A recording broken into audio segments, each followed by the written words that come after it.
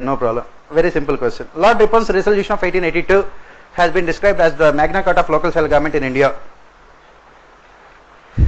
Why do we say that Lord Ripon's resolution is described as the Magna Carta of local self-governments? So who was this Lord Ripon?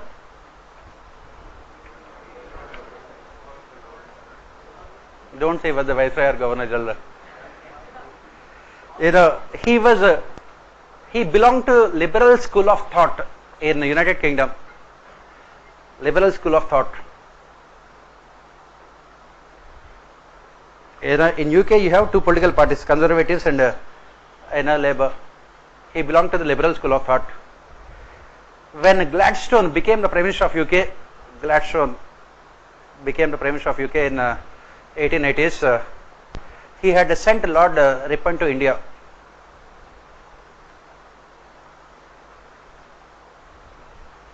When he became the Prime Minister of UK, Gladstone was also a democratic Prime Minister who believed in liberal values.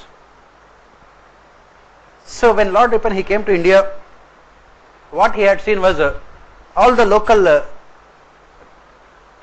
governments were under bureaucratic control. He had seen that all local governments were under bureaucratic control.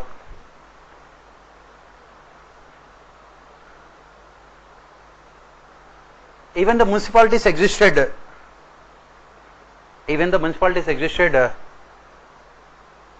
For a long period of time. They were mostly controlled by bureaucrats.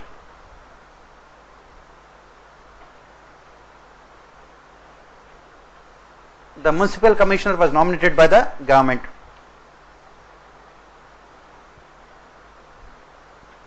Municipal commissioner was nominated by the government. In rural areas, there were local committees to manage local affairs like sanitation, roads, and others. Sanitation, education, roads, health, and others. But these local committees again were under bureaucratic control. They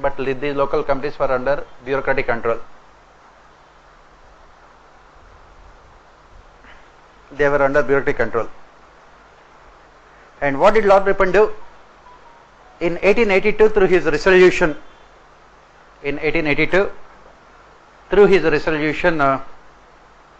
he had removed bureaucratic control. In 1882, through his resolution, he had removed bureaucratic control.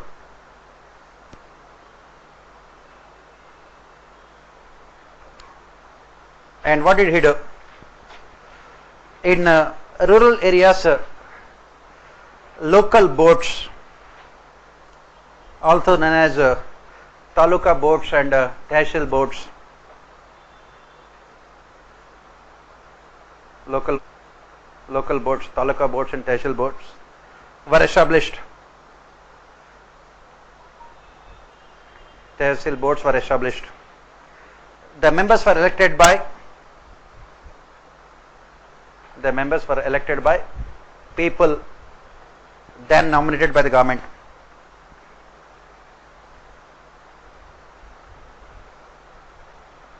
Similarly, in urban areas, in municipalities,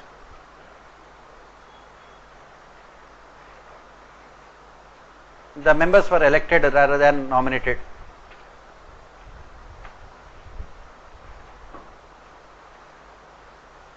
And the responsibilities of municipalities were also expanded.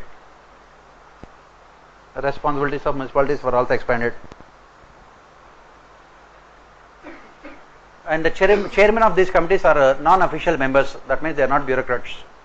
Chairman of these committees, both in urban areas and rural areas, they are non-official members.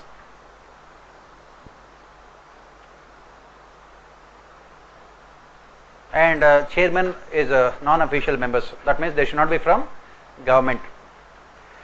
And nominated members cannot be more than 1/3 of a total strength. The government also nominates, but they cannot be 1/3 of the total strength of the municipal bodies.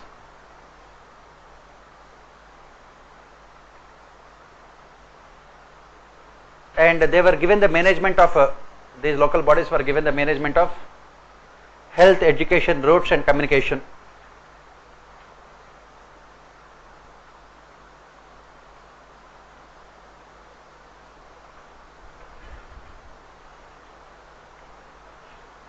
And they were also given health, education, roads and communication. They were also given certain financial powers also.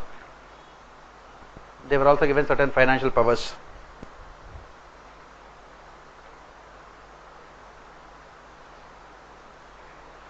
And they were kept away from government control.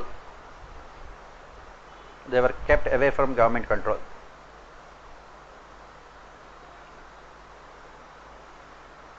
Government retained the right to dissolve them. Government retained the right to dissolve them if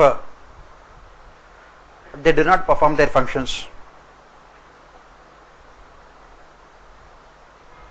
If they do not perform their functions. But the government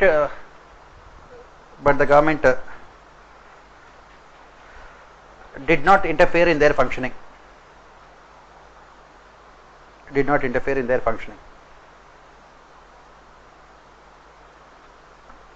And that is the reason why we say that Lord Ripon's model is still being followed for local self-governments in India. He is called the father of local self-governments in India.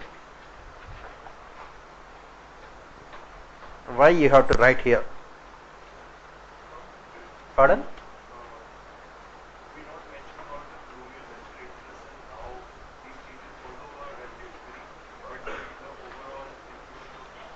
See, this Lord Ripon was there only for a period of a few years. As long as he was there, these reforms were implemented. The moment he left, Britishers again went back to the exactly.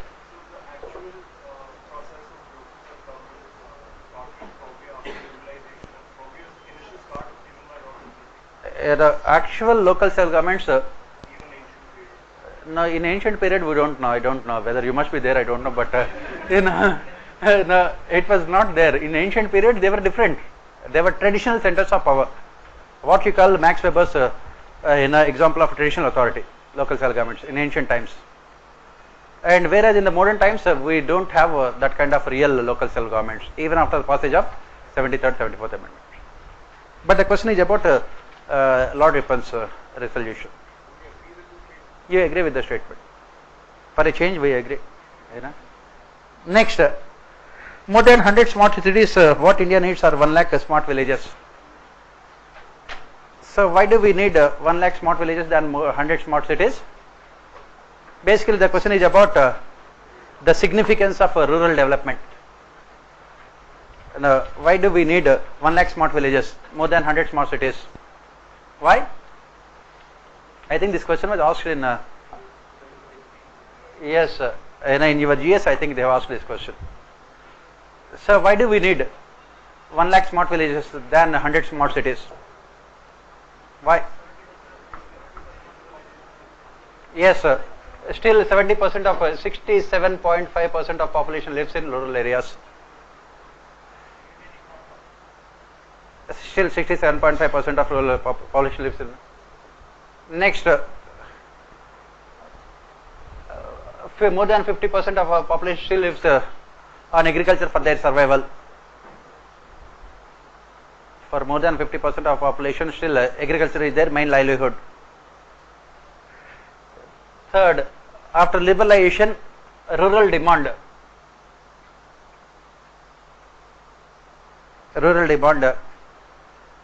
has influenced the business cycles in India.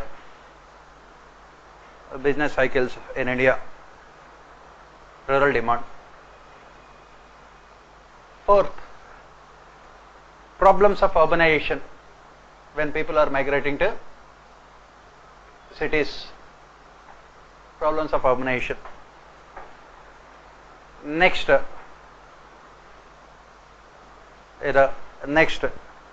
overall development of the country is not possible unless rural areas are developed. Overall development is not possible unless rural areas are developed. Next, geographically 100 smart cities, the size is very small to have a major impact on development process. Geographically the size of 100 smart cities is very small to have a major impact, whereas 1 lakh smart villages means they will cover the entire country. 1 lakh smart villages will ensure balanced regional development. They will ensure balanced regional development. Next, from the point of view of utilizing the skills, of people in rural areas, 1 lakh smart cities or smart villages are more important. From the point of view of utilizing the skills, what you call to reap a demographic dividend, 1 lakh smart villages are significant.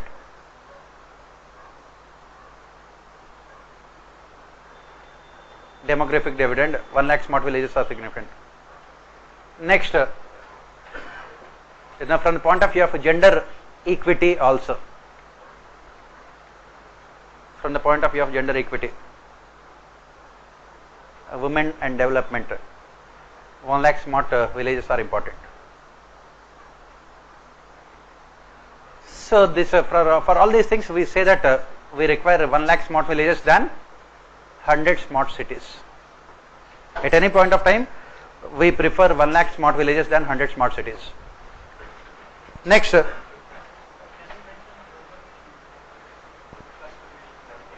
you can mention, you can talk about that Shyam Prasad Mukherjee Rural Urban Mission, you can talk about cluster of villages, you can talk about it. Yes.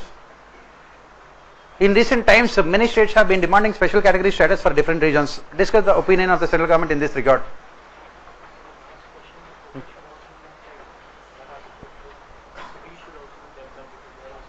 Yeah, obviously, cities should also be developed, no problem.